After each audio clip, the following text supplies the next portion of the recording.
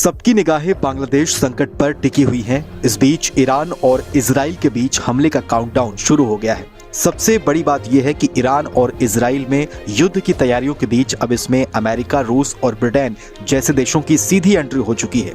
Iran को बचाने के लिए रूस अपने एयर डिफेंस सिस्टम की तैनाती ईरान और इजराइल से सटी सीमाओं पर कर रहा है। सूत्रों की माने तो रूस अपने सबसे शक्तिशाली S-400 एयर डिफेंस सिस्टम की आपूर्ति ईरान को कर रहा है। विशेषज्ञ मान रहे हैं कि ईरान कभी भी इजराइल पर हमला कर सकता है और अब इस हमले के लिए महज कुछ घंटे ही बाकी रह गए हैं।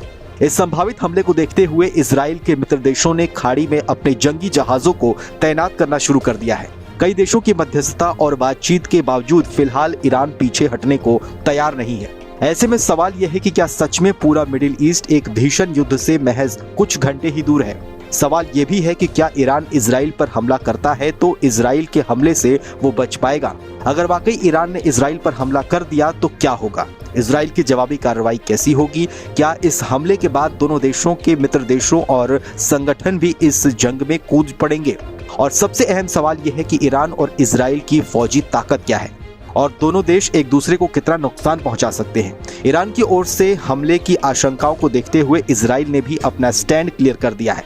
प्रधानमंत्री बेंजामिन नेतन्याहू ने साफ कर दिया है कि अगर उन्हें इस बात के पुख्ता इंटेलिजेंस इनपुट मिलते हैं कि ईरान उन पर हमला कर सकता है तो इजराइल ईरान को रोकने के लिए पहले ही एहतियाती हमले पर विचार कर सकता है।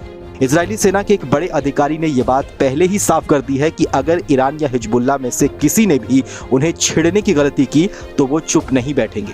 ईरान और इजराइल के बीच तनातनी के ये हालात कितने खतरनाक मोड़ पर पहुंच गए हैं, इसका अंदाजा इसी बात से लगाया जा सकता है कि अमेरिका और ब्रिटेन जैसे मित्र देशों ने इजराइल की मदद के लिए उसके इर्द गिर्द अपने फाइटर जेट्स और युद्धपोतों को तैनात करना शुरू कर दिया है। ब्रिटेन ने रॉयल नेवी शिप के साथ साथ RAF हेलीकॉप्टर्स को भी स्टैंड बाय मोड पर रखा है। फिलहाल जो हालात है उसे देखते हुए ऐसा लग रहा है कि हमास के नेता इस्माइल हानिया और हिजबुल्लाह के मिलिट्री चीफ फाउद शुक्र की मौत को ईरान ने अपनी प्रतिष्ठा से जोड़कर देख लिया है और किसी भी कीमत पर इजराइल को निशाना बनाना ईरान चाहता है। लेकिन सवाल ये भी है कि अगर ईरान हमला कर भी देता है तो कौन किस पर भारी पड़ेगा। सैन्य दृष्टिकोण से देखा जाए तो अगर सैनिकों की बात करें तो ईरान के पास 6,10,000 सैनिक हैं, जबकि इजराइल के पास कुल 1,69,500 सैनिक मौजूद हैं। इजराइल रिजर्व सैनिकों के मामले में ईरान से काफी आगे है। इजराइल के पास जहां 4,65,000 रिजर्व सैनिक है तो वहीं ईरान के पास 3,50,000 रिजर्व सैनिक हैं। पैरामिलिट्री के मामले में ईरान इजराइल से आगे है। ईरान के पास 2,20,000 की पैरामिलिट्री फोर्स है तो वहीं इजराइल के पास इसकी संख्या 35,000 है। यदि टैंक की बात की जाए तो इजराइल के पास 1,370 टैंक है तो वहीं ईरान के पास 1,996 टैंक हैं।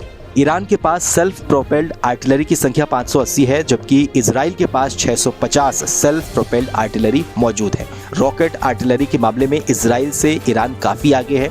ईरान के पास 775 रॉकेट आर्टिलरी है, वहीं इजराइल के पास सिर्फ 150 रॉकेट आर्टिलरी है। हालांकि अगर जंग दोनों देशों के बीच होती है तो जंग महज ईरान और इजराइल के बीच सीमित नहीं रहने वाली है, बल्कि इसमें कई और देश शामिल हो सकते हैं। इसमें से कुछ इजराइल तो कुछ ईरान की तरफ से लड़ सकते हैं।